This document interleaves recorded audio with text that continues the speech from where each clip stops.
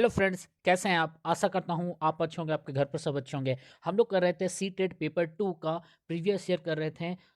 Paper 2 में social study का previous year हम लोग लगा रहे थे। पहले मैंने 4 क्लास दे चुका हूँ, मतलब 2 पेपर सॉल्व कर दिया। 30-30 का मैंने प्लेलिस्ट में जाकर दे दिया है, ऐड कर दिया प्लेलिस्ट में। आप वहाँ जाकर देख लीजिएगा। आज मैं आप लोगों के लिए लेकर आया हूँ जुलाई 2013 का सीटेट प्रीवियस ईयर का। और ये सेट जो मेरे पास है, ये मेरे पास है पी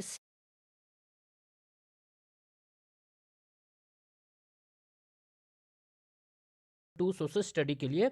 लेवल 2 मतलब इसमें सब है, तो सोशल स्टडी के लिए हमने सॉल्व करें, ठीक है। तो पी सेट से आप मिलाना शुरू करिएगा। क्लियर है? तो आज का सेशन मैं स्टार्ट करता हूँ। सेशन स्टार्ट करने से एक रिक्वेस्ट मैं करूँगा कि इस चैनल पे यदि आप सच में नए आए हुए हैं, ठीक है, तो इसको सब्सक्राइब करके बेल आइकन जरूर दबाएगा, ताकि मैं जब भी क्लासेस लूँ आपको नोटिफिकेशन चला जाए। अब मैं क्यों रिक्वेस्ट करता हूँ, क्योंकि मैं आप लोगों के लिए मेहनत कर रहा हूँ। ये टाइम जो मैं देता हूँ आप लोगों के लिए देता हूँ, ताकि आप लोग आगे बढ़ पाएँ। जो भी मेरे से हो पाता मैं आप लोगों के लिए करता हूँ। साथ में साथ एक और बात मैं बता देता हूँ, मैंने फेसबुक पर इस चैनल से रिलेटेड ग्रुप बना दिया है। आप फेसबुक पर जाकर के सर्च करिएगा IQ अड्डा, वहाँ पर आपको ये ग्रुप मिल जाएगा, ठीक है। वहाँ जाकर भी आप वहाँ से जॉइन कर सकते हैं मुझे। साथ ही साथ मैंने क्या किया है, बहुत लोगों के कहने पे मैं इंस्टाग्राम पर भी आ गया। तो कुश कुमार, याद रखिएगा, वहाँ जाके इंस्टाग्राम पर कुश कुमार 8943 आप सर्च करिएगा, 8943, तो मैं वहाँ पर आपको मिल जाऊँगा इंस्टाग्राम पर भी। और मैं व्हाट्सएप ग्रुप भी एक बना दिया है, जिसे मैं डिस्क्रिप्शन बॉक्स में डाल दूँगा। क्लियर है? चलिए, तो मैं कुछ कुमार स्वागत करता हूँ आप लोगों का आप ही के इस यूट्यूब चैनल में, जिसका नाम है IQ अड्डा एंड इजी लर्निंग। तो आज हम लोग करेंगे जुलाई 2013 सीटेट पेपर 2 का सोशल स्टडी प्रीवियस ईयर, ठीक है। तो क्वेश्चन का सिलेबस आप लोगों को मैंने पहले बता दिया था, तो ज़्यादा बताने का जरूरत नहीं है डिटेल। ये हमें क्वेश्चन नंबर सोशल स्टडी मिले, हाँ, यहाँ से सोशल स्टडी हमारा स्टार्ट होता है। तो चलिए मैं सेशन अब स्टार्ट करता हूँ। देखते हैं आज का पहला क्वेश्चन क्या है। तो जुलाई 2013 सीटेट सोशल स्टडी का क्वेश्चन है।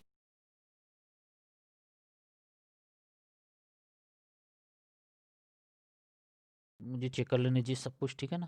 केबल ठीक है, ये माइक का भी ये ठीक है, मेरे पेन का भी ठीक है, हाँ सब ठीक है ना?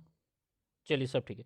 देखिए, क्वेश्चन नंबर 31 क्या कहता है, मतलब आज का पहला क्वेश्चन कहता है, अर्थशास्त्र के अनुसार मौर्य काल में उत्तर पश्चिम डैश के लिए प्रसिद्ध था। सबसे पहला सवाल यहाँ पर है कि अर्थशास्त्र किसके द्वारा लिखा गया है। आप लोगों को पता होगा कौटिल्य के द्वारा लिखा गया, तो एक क्वेश्चन आपको यहाँ बन गया। अब बोला गया है ये अर्थशास्त्र और ये कौटिल्य किसके समय में थे, तो याद रखिएगा क्वेश्चन में ही आपको दिया हुआ है मौर्य काल से संबंधित है ये। दो क्वेश्चन बन गया। अब आते हैं इस क्वेश्चन में जो तीसरा है, कह रहा है जो अर्थशास्त्र है मौर्य काल में उत्तर पश्चिम, मौर्य काल का मान लीजिए हमारी ये मैप है, तो उत्तर पश्चिम ये वाला सेक्शन किस लिए प्रसिद्ध था, और ये अर्थशास्त्र में उसके बारे में व्याख्या किया गया है। तो आपके पास चार ऑप्शन है। पहला कहता है कपास, दूसरा कहता है सोना एवं बहुमूल्य पत्थर, तीसरा कहता है चांदी एवं तांबा, और चौथा कहता है कंबल। जल्दी बताइए इसका आंसर क्या आ जाएगा। देखिए, सीधा सीधा इसका आंसर है कंबल।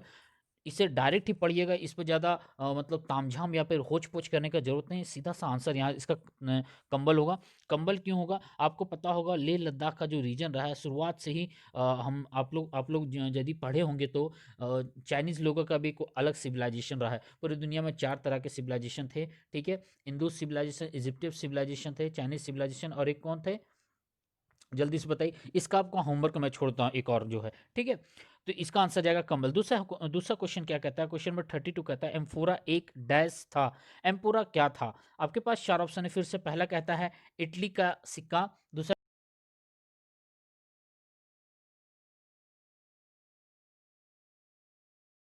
और चौथा कहता है छिद्र युक्त बर्तन। मैं चश्मे नहीं पहना हूँ ना, चश्मा अपना, इसलिए मुझे दिक्कत हो रहा थोड़ा। रुकिए, जूम करने दीजिए मुझे। अब ठीक है, थोड़ा हो जाएगा, है ना?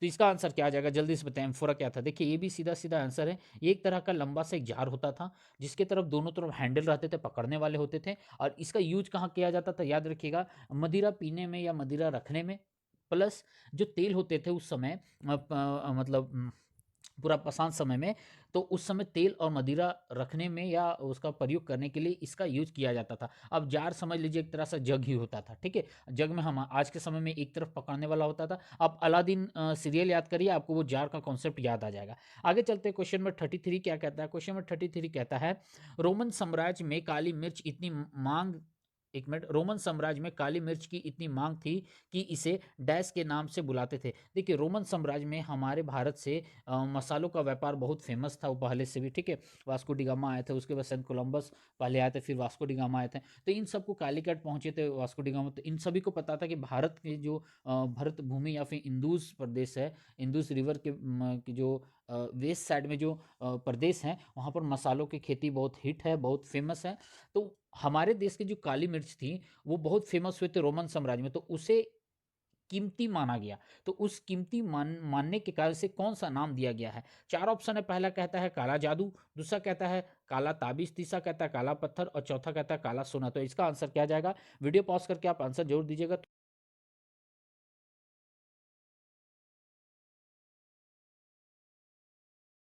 चरखे और आग्नेयास्त्रों का आविष्कार डैश में हुआ था। याद रखिए, रहट है, चरखे हैं और ये आग्नेय अस्त्र हैं, इन सब का आविष्कार कब हुआ था ये आपसे पूछा गया है। चार ऑप्शन है, फिर से कहता है, पहला प्रागैतिहासिक काल, दूसरा कहता है प्राचीन काल, तीसरा कहता है मध्यकाल, चौथा कहता है आधुनिक काल। जल्दी से इसका आंसर बताइए। ये भी छोटा सा है, लंबू बोलता हूँ, लड्डू सा एक क्वेश्चन है, ठीक है। देखिए इसका प्रयोग जो होता है, जो आविष्कार माना जाता है, इसका आविष्कार माना जाता है मध्यकाल में। अब पूछा जाएगा मध्यकाल में क्या, तो देखिए सबसे पहले अग्नेय अस्त्र। अग्नेय अस्त्र जो सवाल आ रहा है, प्राचीन समय में वैसा कुछ हमने पढ़ा ही नहीं इसके बारे में, ठीक है।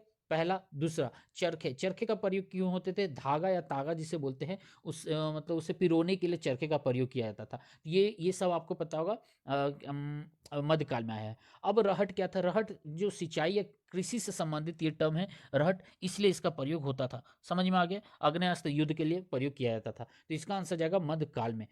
आगे चलते, क्वेश्चन नंबर 35 क्या कहता है? निम्नलिखित में से किस दिल्ली के सुल्तान की प्रशंसा में एक संस्कृत प्रशस्ति पाया गया है? देखिए ये पूरा दुविधापूर्ण सवाल है। क्यों? पहले ऑप्शन में पढ़ देता हूँ। पहला कह रहा है इल्तुतमिश, दूसरा कहता है बलबन, तीसरा कहता है अलाउद्दीन खिलजी, चौथा कहता है फिरोज शाह तुगलक। देखिए ये जो है ना, दिल्ली सल्तनत में जितने भी जो राजा हुए हैं, शासक हुए हैं, उनकी प्रशंसा में एक संस्कृत प्रशस्ति पाया गया है, ठीक है। अब प्रशस्ति क्या होता है आप लोगों को पता होगा, किसी वस्तु, किसी व्यक्ति या किसी जगह के बारे में उसकी व्याख्यान करना, उनकी प्रशंसा करने, उनकी प्रशंसा से संबंधित कोई ग्रंथ को तैयार करने, कोई प्रशंसा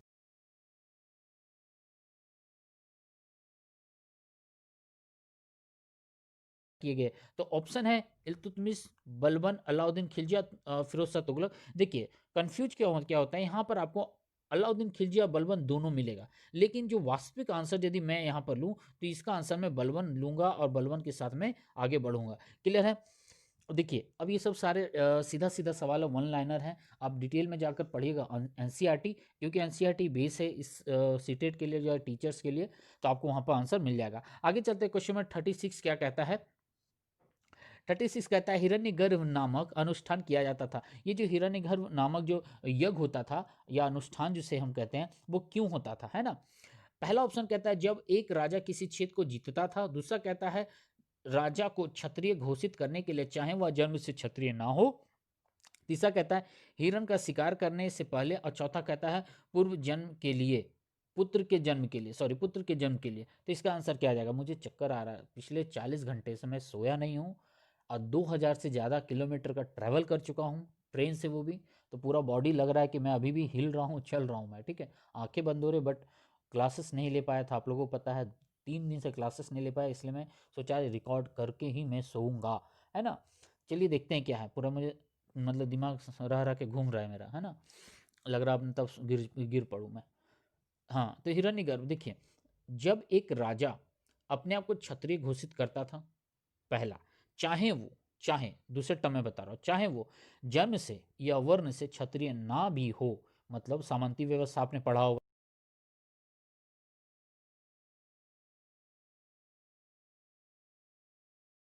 लेकिन कुछ लोग क्या था, सामंती व्यवस्था के अंतर्गत अपने आप को बलशाली ताकतवर घोषित कर देते थे और अपने आप को उस क्षेत्र का क्या बोल सकते हैं, एक तरह का शासक ही खुद को घोषित कर देते थे। अब इस टर्म को पूरा मोहर लगाने के लिए ये हिरण्यगर्भ अनुष्ठान कर लेते थे और अपने आप को क्षत्रिय कहलाना शुरू कर देते थे। बात समझ में आ गया आपको, हिरण्यगर्भ क्यों किया जाता था? ठीक है, आगे मैं बढ़ूँ, चलिए आगे चलते हैं हम लोग। क्वेश्चन नंबर 37 क्या कहता है? क्वेश्चन नंबर 37 कहता है चोल काल में व्यापारियों के संघ को डैश कहा जाता था। ये चोल समय में व्यापारी संघ को क्या कहा जाता था, ये आपसे पूछा गया है। 4 ऑप्शन है, पहला कहता है ग्रामम, दूसरा कहता है श्रेणी, तीसरा कहता है नगरम, चौथा है सभा। जल्दी से बताइए इसका आंसर क्या जाएगा। देखिए चोल आपको पता होगा, चोल, चेर, पांड्यास, ये सब क्या दक्षिण भारत से संबंधित है। डेक्कन प्लेट्यूट और दक्कन की पठार, और उधर से नीचे की ओर उतरते चले जाइए। ठीक है, तो वो याद रखिएगा, ये जो टर्म है ना, सबसे पहले याद रखिएगा साउथ का वर्ड थोड़ा डिफरेंट होता है ना। वो लोग ए एक्स्ट्रा लगाते हैं या अ का प्रयोग ज़्यादा करते हैं ना। तो यहाँ पे देख रहे हैं नगरम शब्द जो आ रहा है, तो नगरम तो कुछ पढ़ के लग रहा है कि साउथ इंडियन वर्ड है ना। तो याद रखिएगा, देखिए मैं ट्रिक पॉइंट ऑफ व्यू से बता रहा हूँ, ऐसे तो आपको डायरेक्ट याद ही करना पड़ेगा इसको, है ना। मतलब रटना नहीं है, समझ के याद करना है, ठीक है। रटने वाला कॉन्सेप्ट साइकोलॉजी नहीं कहता है ना, हमारा क्या बोलते हैं, समावेशी शिक्षा कहता है कि बच्चों को रटना सिखाना चाहिए, है ना। तो इसका आंसर क्या है, तो चोल साम्राज्य में व्यापारियों के संघ को क्या कहा जाता था, नगरम कहा जाता था। क्लियर है। आगे चलते क्वेश्चन में 38 क्या कहता है, नाथ साहित्य का संबंध है। अब ये जो नाथ साहित्य, इसका संबंध किससे आपको बताना है, ठीक है। पहला कहता है बंगाली से, दूसरा आसामी से, तीसरा उड़िया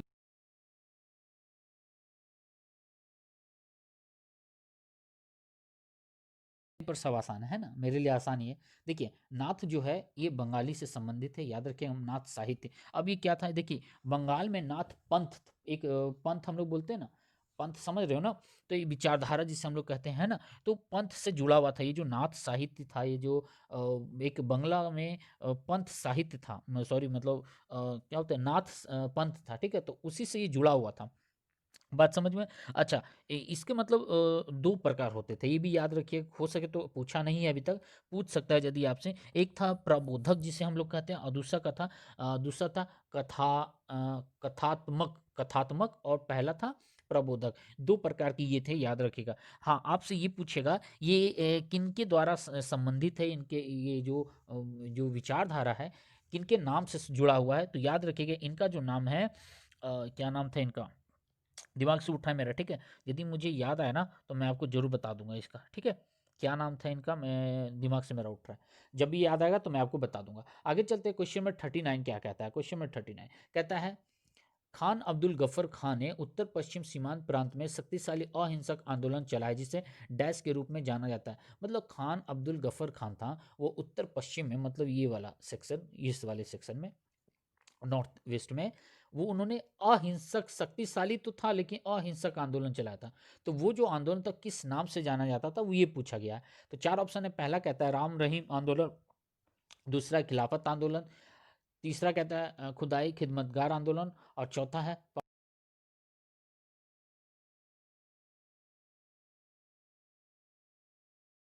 करता जाता हूँ, बताता रहता है, इसलिए वीडियोस पूरा देखिएगा, छोड़िएगा नहीं, स्किप मत करिएगा इसे। और नहीं समझ में आए तो दोबारा भी इसे वीडियो देखिएगा। इसका आंसर क्या आ जाएगा, इसका आंसर आएगा ऑप्शन 3, खुदाई खिदमतगार आंदोलन, ठीक है।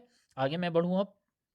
अच्छा, एक सवाल मैं कर देता हूँ, ठीक है। ये कब हुआ था, कब हुआ था, ये भी हो सकता है ना, क्वेश्चन पूछ सकता है आपसे, कब हुआ था। याद रखिएगा 1929, 1929, ठीक है। खुदाई खिदमतगार जो आंदोलन था, ये कब हुआ था, 1929। आगे मैं बढ़ूँ अब, चलती है। क्वेश्चन नंबर 40 क्या कहता है, क्वेश्चन नंबर 40 कहता है, कांग्रेस द्वारा पारित पूर्ण स्वराज 1929 के लिए संघर्ष की प्रस्तावना के बाद डैश को स्वतंत्रता दिवस मनाया गया था। देखिए कांग्रेस का अधिवेशन हुआ था 1929 में, तो ये जो 1929 का जो अधिवेशन हुआ था उसमें पूर्ण स्वराज की मांग रखी गई थी। क्लियर है। अब इसी पूर्ण स्वराज के अंतर्गत इन्होंने स्वतंत्रता दिवस मनाया था। अब ये स्वतंत्रता दिवस कब मनाया गया था, ये आपसे पूछा गया है। चार ऑप्शन है, 15 अगस्त 1930, 26 जनवरी 1930, 1 जनवरी 1930 और 2 अक्टूबर 1930। तो इसका आंसर जल्दी से बताइए, ये भी आसान है, आप लोग आराम से आंसर दे दीजिएगा। इसका आंसर जाएगा 26 जनवरी 1930। इसी रीजन से, और मतलब इसी कारण से हमारा जो संविधान लागू हुआ है, इसी तारीख को लेकर के चला गया है, ठीक है। आगे मैं बढ़ूं, क्वेश्चन में 41 क्या कहता है, क्वेश्चन में 41 कहता है, बिग बियर एक उदाहरण है, किस चीज़ का एक उदाहरण है, आकाश गंगा का, नक्षत्र मंडल का, तारा का, या गैलेक्सी का। जल्दी से बताइए इसका आंसर क्या जाएगा। देखिए ये जो बिग बियर है, ये एक तरह का नक्षत्र मंडल है, ठीक है। क्या है, नक्षत्र मंडल है। एक मिनट रुक जाइए,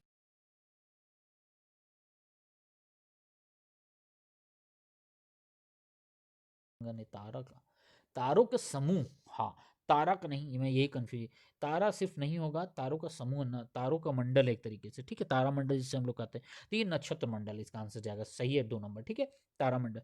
आपको पता होगा सप्तऋषि है ना, बिग बियर, समझ, अच्छा ये कहाँ पर है, उत्तरी गोलार्ध में, ये भी याद रखिएगा, उत्तरी गोलार्ध में ही सप्तऋषि है, ठीक है। देखिए कुछ भी पूछ सकता है आपसे, है ना। आगे चलते हैं, क्वेश्चन नंबर 42 क्या कहता है, क्वेश्चन 42 कहता है पृथ्वी से चंद्रमा का केवल एक ही भाग दिखाई पड़ता है, क्योंकि, क्यों दिखाई पड़ता है एक ही भाग, ये आपसे पूछा है।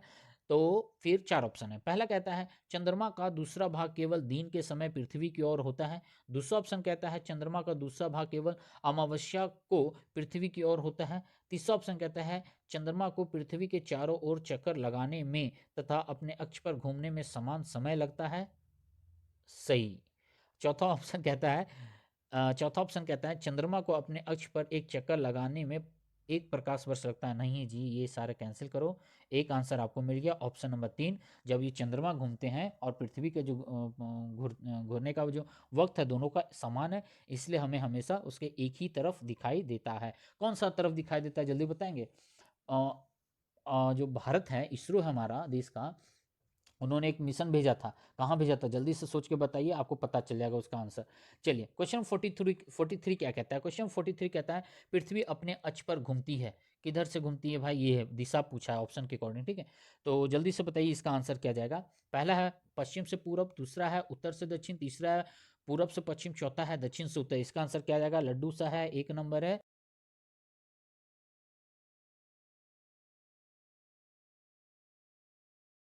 एक एक गलत फहमी मत पालिएगा, सूर्य ना उगता है ना डूबता है, हम लोग घूमते हैं अर्थ में, और तो इसलिए हम लोगों को लगता है कि सूर्य की ओर जा रहे हैं और सूर्य हमारी ओर आ रहा है ना, हम लोग लगता है सूर्य की ओर जा रहे हैं।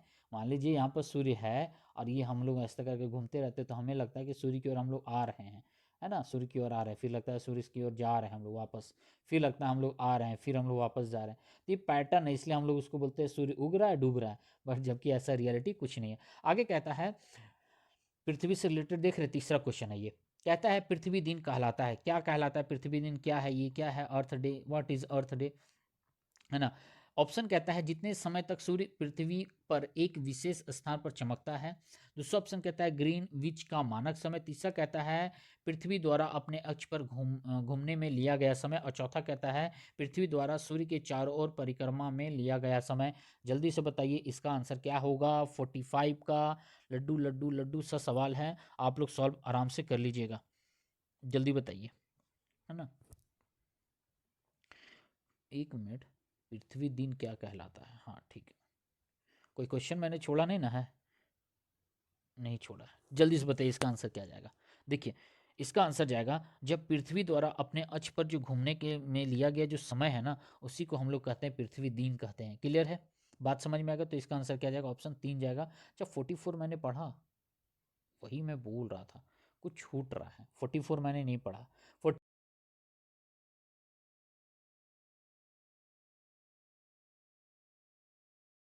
देखिए बहुत इजी सा सवाल है, खाली कॉन्सेप्ट समझिएगा। बोल रहा है पूरब से पश्चिम की ओर हम लोग चल रहे हैं, इस तरफ चल रहे हैं, ठीक है। तो देशांतर का जो आकार वो क्या रहेगा, देशांतर का आकार, तो सबसे पहले एक ग्लोब यहाँ पर मैं यदि ड्रॉ करूँ, ठीक है, और हम लोग इस तरफ जा रहे हैं, बात समझ में आ गया।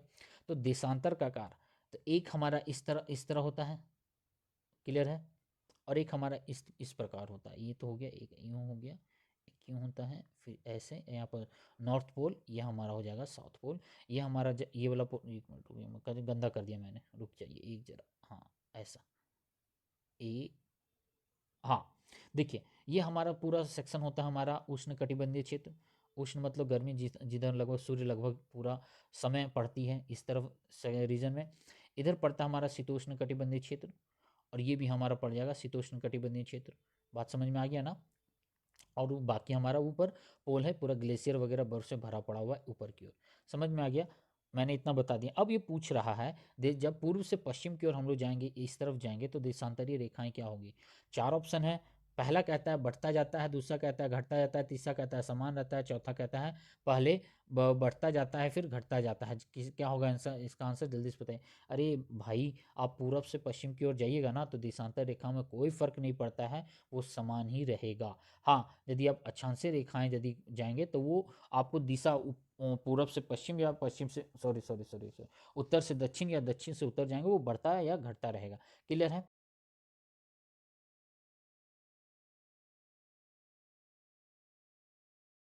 सूर्य की सीधी किरणें पड़ती है, जो विषुवत का दिन होता है उस समय सूर्य की जो किरणें हैं कहाँ पड़ती है? सीधी रेखा में। ऑप्शन है कर्क रेखा, दूसरा कहता है विषुवत रेखा में, तीसरा कहता है मकर रेखा में, चौथा कहता है आर्कटिक वृत्त पर। विषुव का जल्दी से मतलब बताइए, इसका आंसर क्या होगा? देखिए सीधा सीधा एक बात मैं आपको बताता हूँ, विषुव का मतलब पहले समझिए। ये जो दिन रात हमारे होते हैं ना, पूरा यदि मान लीजिए हम लोग ऐसे गोल घूमते हैं, ये जो हमारा दिन रात का ये जो कॉन्सेप्ट है ना, इसी को हम लोग कहते हैं, उसके जो बराबर होता है ना, हाँ मैंने अधूरा बता रहा था, ठीक है। इसके जो बराबर होते हैं ना 12, आधा पूरा दिन आधा पूरा रात, तो इस टर्म को ही हम लोग विषुव कहते हैं। पहला टर्म मैंने यहाँ पर बता दिया, ठीक है। अब ये सीधी रेखा का यदि बात करता है तो ये सीधा सीधा नाम से पता चल रहा है, इसका आंसर जाएगा क्या? विषुवत रेखा पर ही ये पड़ेगा। बात समझ में आ गया ना? ठीक है। अच्छा, एक और चीज़ में ऐड होता है। ऐड क्या होता है? ये कौन सा तारीख है या कौन सा दिन है जिस दिन ये ऐसा होता है? तो याद रखिएगा, दो डेट हैं, 21 मार्च और 22 सितंबर। याद रखिएगा 21 मार्च और 22 सितंबर का है, ठीक है। 21 मार्च का है और 22 सितंबर का है। समझ में आ गया ना? ठीक है, आगे चलते हैं। क्वेश्चन नंबर 47 क्या कहता है? क्वेश्चन 47 कहता है, हाँ, क्वेश्चन 47 क्या कहता है? अटलांटिक महासागर में अनेक पोताश्रय एवं पतन है, क्योंकि मतलब यहाँ पर पूछा है तो अटलांटिक महासागर, उसमें पोताश्रय पतन बहुत है, क्यों भाई? ऐसा क्यों है? दंतुरित के कारण, ठीक है। सीधा सीधा जहां दंतुरित मिलेगा आंसर हम लोग मार के निकलेंगे, ठीक है।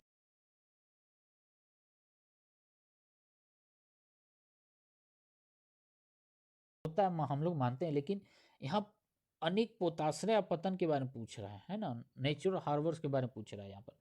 दूसरा ऑप्शन ऑप्शन कहता है अटलांटिक महासागर में मत्स्य उद्योग विकसित हुआ, हटाइए ये सारे ऑप्शन, कैंसिल करिए। तीसरा कहता है अटलांटिक महासागर तट रेखा अधिक दंतुरित है, मिल गया आंसर, ठीक है, इसका आंसर यही होगा। और चौथा ऐसे पढ़ लेते हैं हम लोग, कहता है अटलांटिक महासागर तट रेखा अधिक छिछली है, नहीं दंतुरित है ये। अब दंतुरित कैसा देखिए, इस तरह करके ऐसे ऐसे शेप में है, ठीक है, इस तरह शेप में है। तो इससे क्या होता है, जो कॉर्नर्स है ना, इस कॉर्नर्स पर क्या होता है, बंदरगाह या पोर्ट जो होता है ना, इसे बनाने में हमें आसान मिलता है। जो बड़े बड़े पानी के जहाज वगैरह हैं, यहाँ जाके आगे रुक सकते हैं, आराम से वो ठहर सकते हैं, इसलिए इसे अनेक पोताश्रय या पतन यहाँ पर है, नेचुरल है ये सब सारे। समझ में आया, दंतुरित के होने के कारण। आगे चलते हैं, क्वेश्चन नंबर 48 क्या कहता है? दुनिया की सबसे लंबी पर्वत श्रृंखला कौन सी है? सीधा सीधा आंसर है, सबसे लंबा यदि पूछा है आपसे तो सीधा याद मारिएगा, एंडीज, एंडीज एंड एंडीज। कहीं कंफ्यूज मत है कि ऊंचा पूछेगा तब आप जाइएगा हिमालयस के पास, ठीक है। अच्छा, इसमें अरेंज यदि लगाने बोलूँ मैं कि फर्स्ट सेकंड थर्ड कौन होगा, तो आप कैसे लगाइएगा इसका आंसर, जल्दी से बता पाइएगा? देखिए सबसे पहले यदि में होगा यहाँ पर एंडीज होगा एक नंबर में, ठीक है।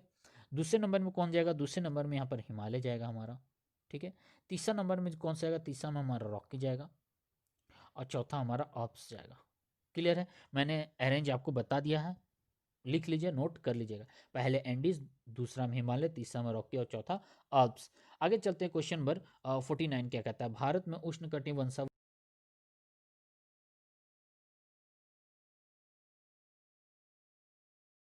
निकोबार द्वीप समूह, लेकिन इसमें मैं बता देता हूँ, तीन तरीके से आपसे सवाल पूछेगा। पहला पूछेगा क्या, भारत में सेंटेंस वाले देंगे, ठीक है, एक वाक्य दे देंगे। दूसरा पूछेंगे ऑप्शन में एक सही दो गलत, दो सही एक गलत, दोनों सही दोनों गलत, इस तरीके से। तो टर्म मैं बताता हूँ आपसे, पूछेगा क्या भारत में उष्ण कटिबंधीय वर्षावन है?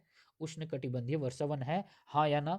हाँ जी है, यहाँ समझ में आ गया। आपसे पूछेगा उष्ण कटिबंधीय वर्षावन ये पाए जाते हैं दक्कन पठारों में, गलत, दक्कन पठारों में नहीं पाए जाते, ये अंडमान निकोबार द्वीप समूह में पाए जाते हैं। आपसे ये पूछ सकता है बंगाल की खाड़ी में पाए जाते हैं, नहीं। ये आपसे ऑप्शन में पूछ सकता है आसाम तरफ पाए जाते हैं, क्योंकि उधर बहुत बारिश वगैरह होती है ना। तो ये सब सारे घुमा घुमा के आपसे पूछेंगे, ठीक है। एक और चीज पूछ देंगे, यहाँ पर अंडमान निकोबार दे देंगे, द्वीप समूह नहीं देंगे हो सके तो ये सब सारे वर्ड्स पर भी फोकस करते रहिएगा, आपको आंसर पकड़ में आ जाएगा। आगे चलते हैं, कहता है 50 नंबर, लौटते मानसून के समय आर्द्र पवनें बहती है। ये थोड़ा टिपिकल आपको जानना पड़ेगा, ठीक है, ये सब हार्ड बन जाते हैं कुछ लोगों के लिए। कहता है घाटी से मैदान की ओर बहती है वो। दूसरा कहता है स्थल से समुद्र की ओर। तीसरा कहता है समुद्र से स्थल की, और चौथा पठार से मैदान की ओर। जल्दी से इसका आंसर बताइएगा, वीडियो पॉज करिएगा और आंसर इसका जल्दी दीजिए। देखिए इसका आंसर होगा स्थल से समुद्र की। जो देखिए लौटने का जो वर्ड है ना, ये शब्द ये क्या करता है, लौटता है। लौटता का भी मैं टाइम भी आपको बता देता हूँ। ये जो अक्टूबर से नवंबर के बीच का जो टाइम होता है ना, उस समय ये जो पवने होते हैं ना, वापस जाते हैं, मतलब स्थल से समुद्र की ओर चले जाते हैं ये सारे। सॉरी, ठीक है। तो ये क्या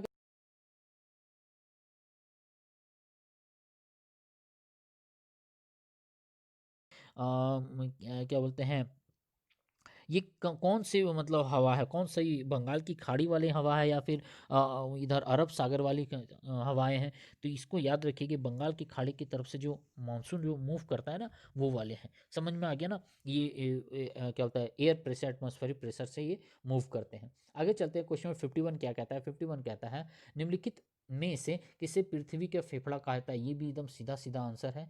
ब्राजील का उष्णकटिबंधीय सदाबहार वन जो है, इसे पृथ्वी का फेफड़ा, पृथ्वी का हृदय, पृथ्वी का जान सब कुछ कहते हैं। ये सवाल आपसे पूछ सकता है। एक सवाल यहाँ भी आपको दे देगा, ब्राजील का उष्णकटिबंधीय खाली वन दे देगा, सदाबहार यहाँ से हटा देगा, तो आंसर गलत हो जाएगा। ठीक है, यदि ये रहा तब इसके साथ जाएंगे हम लोग, ठीक है। नहीं रहेगा तो ध्यान से सेंटेंस आपको पढ़ना है। तो 2 सवाल यहाँ पर आपका बन गया। एक और फेफड़े जगह हृदय भी आपको मिल सकता है लिखा हुआ, तो 3 सवाल यहाँ से बन गया छोटा छोटा, ठीक है। आगे चलते हैं, 52 क्या कहता है, विश्व का सबसे बड़ा नदी बेसिन कौन सा है। ये भी सीधा सीधा आंसर है। मैं ऑप्शन नहीं पढ़ रहा हूँ, पढ़ देता हूँ यार, पढ़ देता हूँ। पहला कहता है गंगा नदी बेसिन, दूसरा कहता है नील नदी बेसिन, चौथा कहता है मिसिसिपी नदी बेसिन, चौथा कहता है अमेजन नदी बेसिन। नहीं पढ़ता हूँ क्योंकि इजी क्वेश्चन है, वन लाइनर टाइप का बुलेट पॉइंट है, आप कर लीजिएगा, लेकिन मैं पढ़ देता हूँ। बहुत लोग बोलेंगे क्या यार डायरेक्ट आंसर बता देता है ना। देखिए इसका आंसर क्या जाएगा, इसका आंसर जाएगा अमेजन नदी बेसिन, विश्व का सबसे बड़ा नदी बेसिन है। क्लियर है। अब मैं आगे बढ़ सकता हूँ ना, बढ़ लूँ। हाँ भाई बढ़ जाओ यार। अच्छा, मलुक्का क्या है, ये क्वेश्चन मुझे फंसाया था, क्योंकि ये टर्म मैंने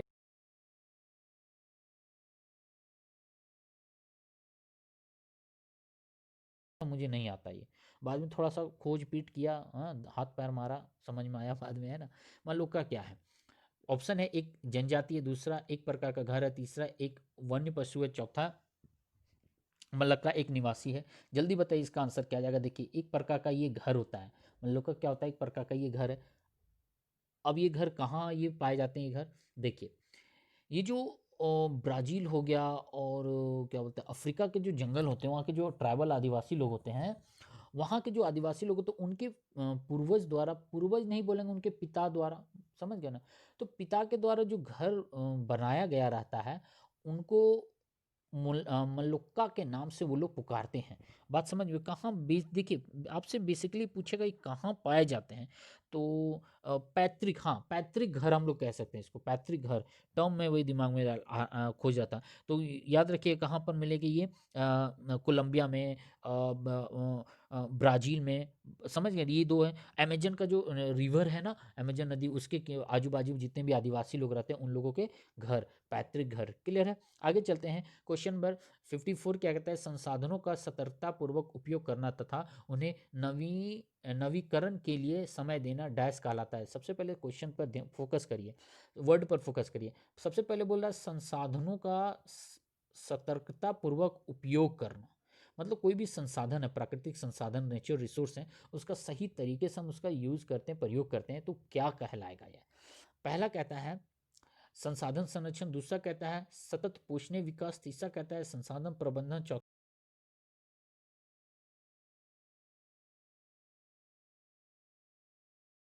कोई जा सकते हैं लेकिन वो गलत हो जाएगा, सीधा सीधा वो क्या है, गलत चला जाएगा।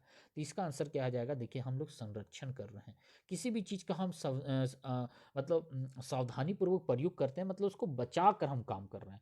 ये नहीं कि पेट्रोलियम मिल रहा है तो भाई हम गाड़ी घुमाए जा रहे हैं, घुमाए जा रहे हैं, घुमाए जा रहा है। हद से ज़्यादा प्रयोग कर रहा है। पेड़ है तो पेड़ काटे जा रहे हैं, अरे सोच ला, अरे वो घुस जाएगा, वो काटे जा रहे हैं, काटे जा रहे हैं, नहीं। हम उसका क्या होता है, एक सतर्क, एक सही लिमिट से हम उसका उपयोग कर रहे हैं, तो इस तरीके से क्या है, हम उसका बचाव कर रहे हैं, उसका क्या है, संसाधनों का संरक्षण कर रहे हैं, बचाव कर रहे हैं। समझ में आ गया इसका आंसर, तो आंसर ए जाएगा। रक्षक मेखला क्या है, ये भी लड्डू सा है, आंसर क्या होगा, तो ये विधि, पहला कहता है जल संरक्षण, दूसरा कहता है मृदा निर्माण के लिए, तीसरा कहता है बागवानी के लिए, चौथा कहता है मृदा संरक्षण। जल्दी से बताइए इसका आंसर क्या आ जाएगा, वीडियो पॉज करके आंसर दे दीजिएगा, मैं बताता हूँ आंसर। इसका आंसर होगा रक्षक मिकला एक तरीके से क्या मृदा संरक्षण है। अब ये मृदा संरक्षण कैसा, ये कौन सा विधि है, देखिए सीढ़ी नुमा खेती हम लोग कहते हैं। पहले क्या है, यदि मान लीजिए कहीं ढालान है इस तरीके से, तो क्या मान लीजिए यहाँ पर कोई खेती कर लिया, यहाँ पर प्लांट वगैरह उगा लिए वो इस तरह, ठीक है। लेकिन जब वो पानी डालेंगे तो पानी तो पूरा सड़क के नीचे की ओर चला जाएगा, ढाले तो इसको तो पूरा प्रचुर मात्रा में इसमें पानी अंदर जाएगा क्या, नहीं ना जाएगा। तो वो करते क्या थे, वो करते थे सीढ़ी नुमा खेती। क्या करते थे, सीढ़ीनुमा खेती। इसमें क्या होता है, कुछ पानी गया तो ठीक है, तो कुछ यहाँ पर सीधा गिरा और नीचे की ओर आ गया, और कुछ यहाँ जमा भी हो जाते हैं। आपके इस घर में सीढ़ियाँ वगैरह होंगे, स्टेप्स होंगे, तो ध्यान दीजिएगा। फिर कुछ पानी बहेगा, फिर कुछ नीचे की ओर जाएगा,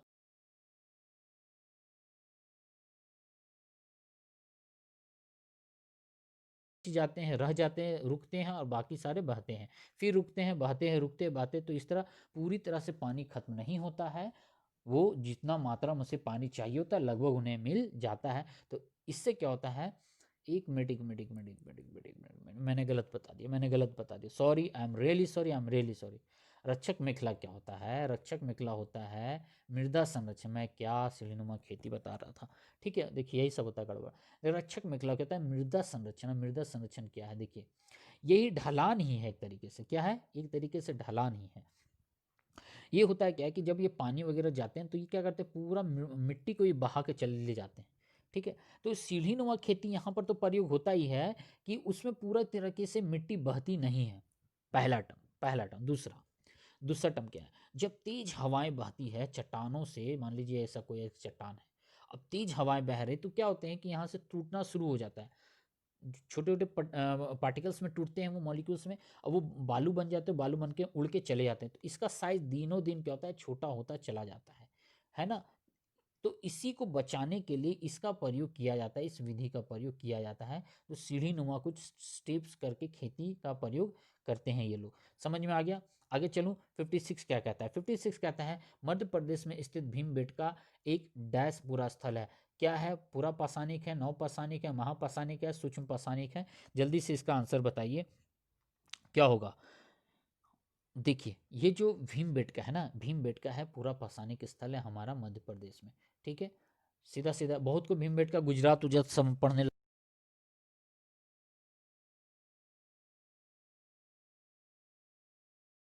भीमबेटका हमारे मध्य प्रदेश में है, ठीक है। ये पूरा पाषाणिक स्थल है। आगे कहता है 57 कहता है ऋग्वेद काल में कौन से तीन देवता खासकर प्रमुख थे। तो तीन देवता सीधा सीधा याद रखेंगे, अग्नि इंद्र सोम। कौन थे, अग्नि इंद्र सोम थे। मैं ऑप्शन नहीं पढ़ रहा हूँ क्योंकि सीधा सा आंसर है इसका, ठीक है। आपको पढ़ना ही पड़ेगा इस सब के बारे में। तो इन ये खास प्रसिद्धि लेके रखे हुए हैं ऋग्वेद में, ये तीन देवता अग्नि इंद्र और सोम। आपका होमवर्क में है कि सोम किससे संबंधित हैं, इंद्र किससे संबंधित है, और अग्नि किससे संबंधित हैं। आप ये कमेंट बॉक्स में मुझे बताएंगे। क्लियर है। आगे चलते हैं 58 क्या कहता है, संस्कृत जिस संस्कृत को जिस भाषा परिवार का हिस्सा माना जाता है उसे डैश कहा जाता है। ऑप्शन है भारत आर्य, दूसरा है भारत यूनान, तीसरा है भारत यूरोप, और चौथा है भारत अरब। मतलब कौन से परिवार का, भाषा परिवार का ये हिस्सा है, जल्दी से बताइए इसका आंसर क्या होगा। देखिए इसका आंसर जाएगा जाएगा भारत यूरोप। भरोपीय, जिसको हम लोग भारत और यूरोप का जो संधि विच्छेद किया हुआ है भरोपीय है, ये संस्कृत उसी का एक हिस्सा है। भरोपीय भाषा परिवार का मतलब भारत यूरोप भाषा परिवार का एक हिस्सा है। 59 और आज का सेकेंड लास्ट क्या कहता है, किस स्थान पर मृतक को प्राय उत्तर की ओर सिर करके दफनाया जाता था। याद रखिएगा हिंदू धर्म में परंपरा है, जो हमारे यहाँ डेड बॉडीज को फाइनली क्या करते हैं, नॉर्थ की तरफ हेड रखते हैं, और फिर बाद में शरीर इस तरह होता है। जबकि इस्लामिक में ठीक इसके उल्टा है। बात समझ में आ गया ना, ठीक है। वो लोग इस तरीके से रखते हैं, ठीक है। सबके अपने अपने क्या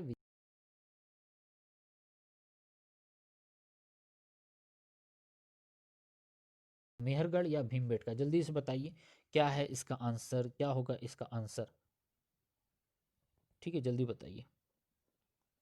एक मिनट, फिर से मैंने कुछ छोड़ा उड़ा क्या, नहीं कुछ छोड़ा नहीं। जल्दी बताइए इसका आंसर क्या जाएगा। इसका आंसर क्या जाएगा, इनाम गांव जाएगा, ठीक है। इनाम गांव जाएगा, ठीक है। मुझे लग रहा है कोई मैंने क्वेश्चन मिस कर दिया है, क्योंकि बाउंस मैंने कर दिया है।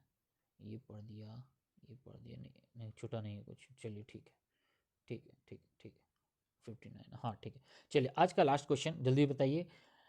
बुद्ध द्वारा लालसा व इच्छाओं की तृष्णा को निम्नलिखित में से क्या बताया गया है? पहला ऑप्शन है पिपासा, दूसरा ऑप्शन है तृष्णा, तीसरा ऑप्शन है तन्हा, चौथा ऑप्शन है तीव्र इच्छा। देखिए ये भी डाउटफुल सवाल है, क्यों मैं बता देता हूँ। तन्हा शब्द है ना, बहुत लोग कहते हैं ये बौद्ध धर्म का शब्द है, जिसका मतलब ये होता है प्यास। क्या? प्यास। लेकिन हमने जहाँ तक पढ़ा है तृष्णा का मतलब होता है इच्छा, इच्छा ही होता है एक तरीके से, प्यास होती है हमारी, हमारा प्यास बुझाना, हमें ये ऑब्जेक्ट को लेना, हमें ये खिलौने चाहिए, हमें ये सामान चाहिए, तभी हमारी इच्छा पूरी होगी। मुझे मूवी देखनी है तभी मेरी इच्छाएं पूरी होगी, मुझे वहाँ घूमना है, मुझे पबजी खेलना है, फ्री फायर खेलना है, तभी फेसबुक चलाना है, व्हाट्सअप चलाना, वो मेरी इच्छाएं पूरी करेगी, है ना। मैंने अच्छा एग्जाम्पल दिया है ना, यही हो रहा है जीवन में भी, है ना। तो भगवान बुद्ध ने जो लालसा और इच्छाओं का जो मतलब एक वर्ड यूज किया, एक सिंपली तृष्णा को ही बोला है, लेकिन आपको कहीं कहीं तन्हा शब्द भी मिलेगा, याद रखिएगा। लेकिन मैं तृष्णा के साथ जाऊंगा, यदि इससे संबंधित कोई भी एलिमेंट मुझे मिलता है इस क्वेश्चन से संबंधित, मैं आगे आपको जरूर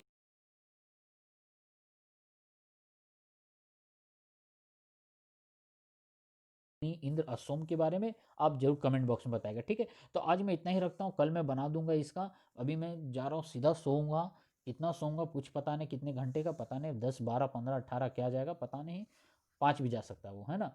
तो ठीक है, अभी इतना ही मैं रखता हूँ, फिर मैं कल आगे इसके क्लासेस लूँगा, आगे मैं इसको समझा दूंगा, ठीक है।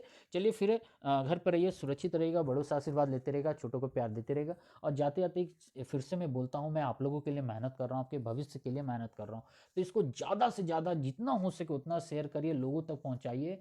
मतलब जिनको खास ज़रूरत है, गिन कर बचा हुआ है, 22-25 दिन बचा हुआ है, उसमें लगाइए, दम लगाए, मेहनत लगाइए। पेपर है आपका, इसको स्ट्रॉन्ग करके जाए, रिवाइज करिएगा, दोबारा तिबारा वीडियो देखिएगा, क्लियर आपका हो जाएगा, रिमेंबर प्रीवियस ईयर करके जाएगा, बेस आपका ये मजबूत करता है, ठीक है। चलिए आज हम लोग इतना ही रखते हैं, फिर मिलते हैं हम लोग। थैंक यू वेरी मच, और ठीक से रहिएगा, खुशी खुशी रहिएगा, और खूब पढ़िएगा, है ना। चलिए ठीक है, फिर मिलता हूँ मैं, थैंक यू।